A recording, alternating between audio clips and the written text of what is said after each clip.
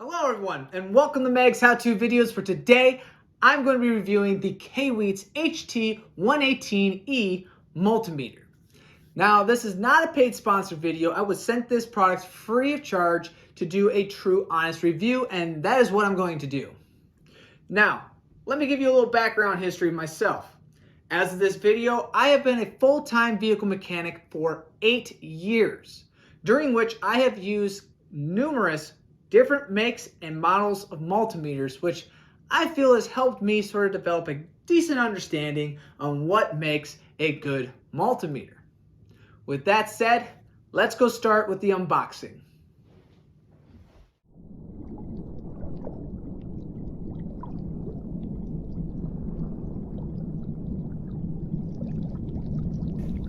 So what I like is that it's a full printed box.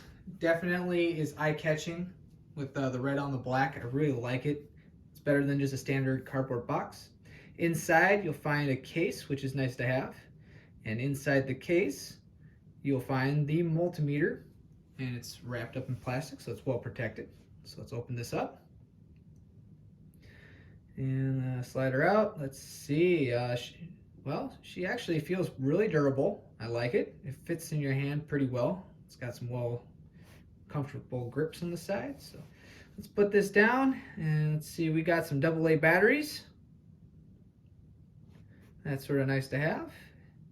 And we got 2 of the standard size test leads, as well as a temperature sensor cable and a user's manual. Now this thing is pretty thick. Don't worry, it seems to be broken up into several different languages. So all we gotta do is find English, which should be towards the front. Now, if you're interested in reading any of these, feel free to pause the screen, but I'll hurry and try to show you all the pages, and then we can move on to testing.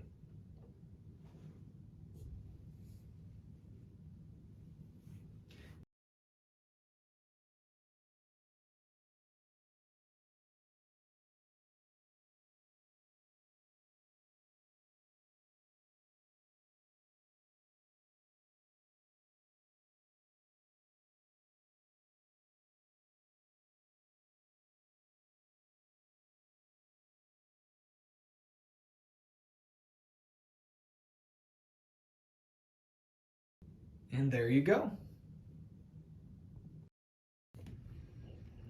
For this test, we will be testing for AC current, or otherwise alternate current. Here in the US, the standard wall outlet runs about 120 volts. To test this, we'll be turning the dial to volts. See right here, it starts out at DC. We're going to change it to AC by hitting the function button. There we go, AC. And then we're going to probe the wall outlet.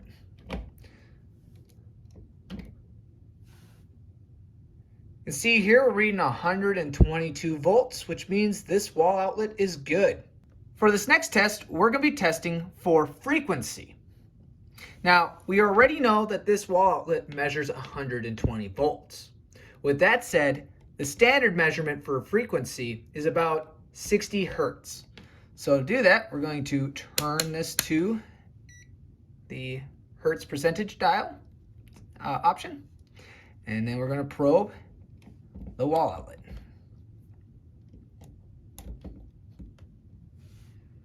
And you can see we are hitting just about at 59.99, so that is as close as you can pretty much get to 60 hertz.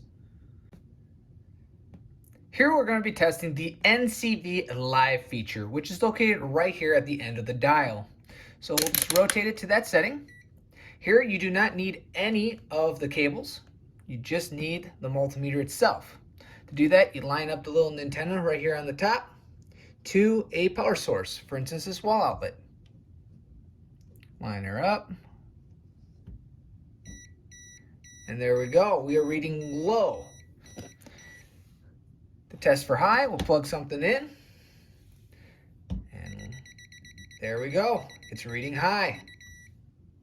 For this next test, we're going to be testing out the temperature feature, which to test that, you plug in the little sensor right into these two ports right here. And then you turn the dial to there. And as of right now, about 72.6, 72 in my house. It might take a little bit.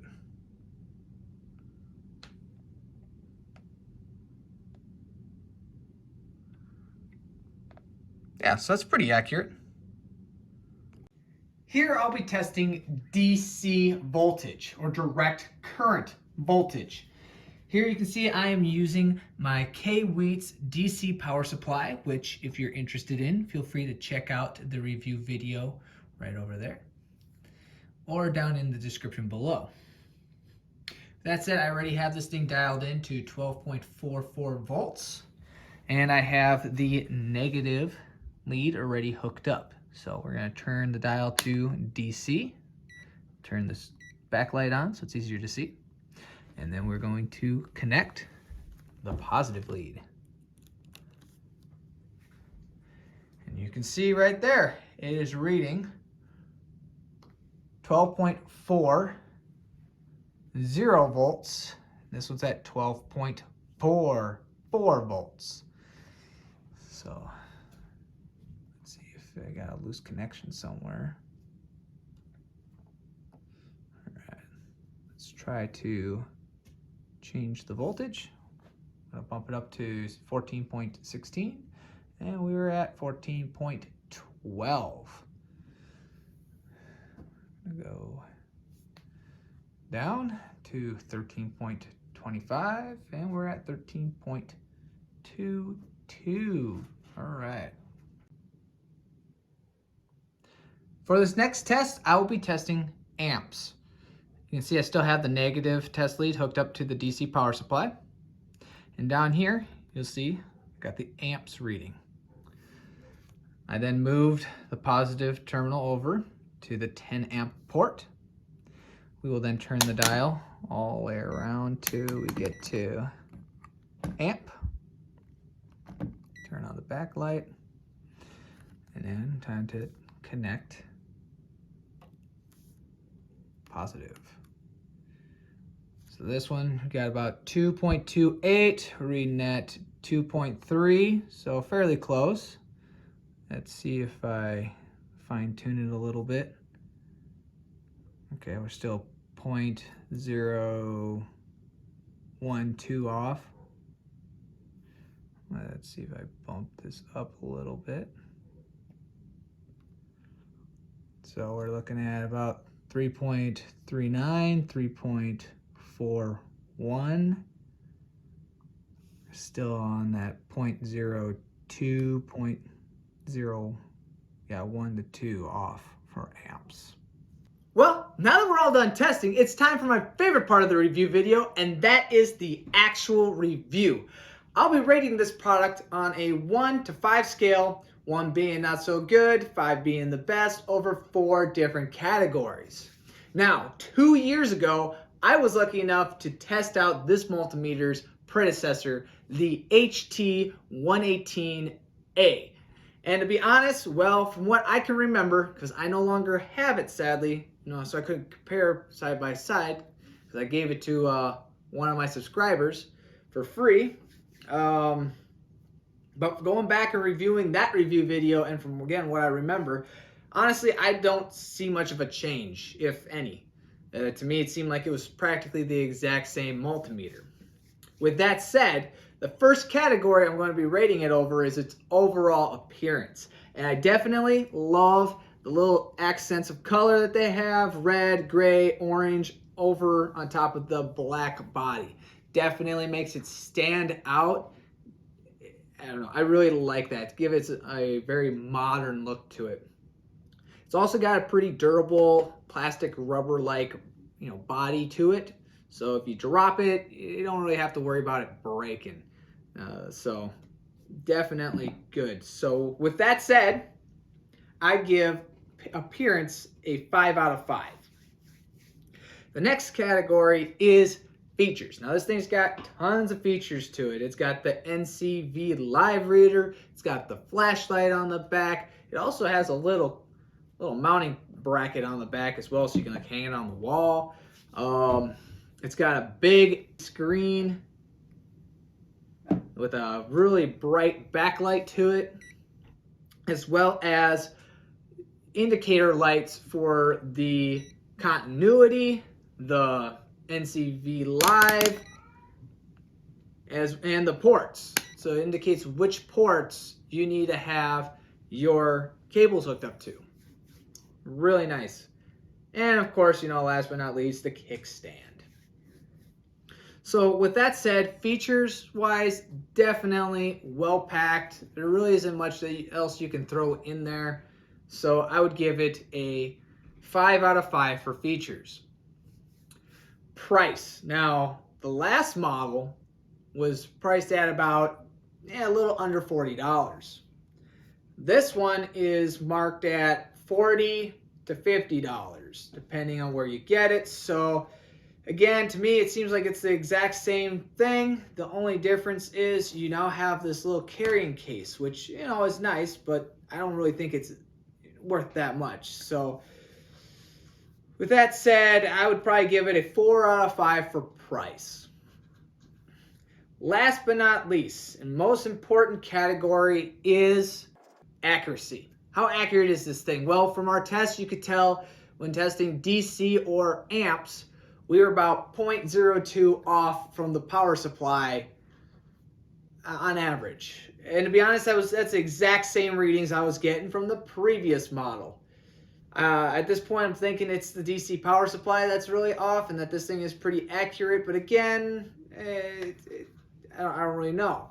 When I was comparing it to some of my other high-end multimeters, it was pretty accurate. There was really not much of a difference between the readings. So, yeah, I would definitely give it a 5 out of 5 for accuracy. Okay, because at this point, I'm pretty sure it's the DC power supply that's off and not the multimeters, because I've used that on several different reviews and they all seem to be about that, far off. So that brings us to what? An overall average of 4.5 out of 5 or a 9 out of 10. Again, great product. Definitely recommend it. I'm definitely keeping this one this time, because when I got rid of the last one, I was like, man, I wish I would have kept that, because it's definitely a nice product. So some of the things that you could do to improve this multimeter, well, the flashlight. All right, it's not that bright. Add more LEDs, like 2, 3 on the back. Just make it a full bar across the back versus just that single little LED light. And they're probably like, well, that's going to drain your battery. Well, you know what you can do to fix that? Install rechargeable batteries. Stop using the consumable ones, all right? The standard AA. No, let's get away from that, all right? Use USB-C to charge it, so it's just standard. Make everybody happy. Even if it ends up increasing the price an extra $10, $20, I would spend that for those extra features. Another one is the Bluetooth feature. To use that feature, because I've never actually had anything like it until I received one in the mail to review, and it was really cool. It allowed me to record my data through an app on my phone or tablet, or even, I think, computer. So that's a pretty cool feature you could install on that as well, where it literally just streams it via Bluetooth to another device. Besides that, it's a great product. I love it. And I'm definitely, again, going to keep it this time. So with that said, if you enjoyed this video, please click on the like button below that and subscribe to my channel to see more how-to or even product review videos. If this video helped you out, or you have an idea for a how-to video or another product to be reviewed, please hit me up in the comments below or over one of my other social media accounts. With that said, God bless and good luck.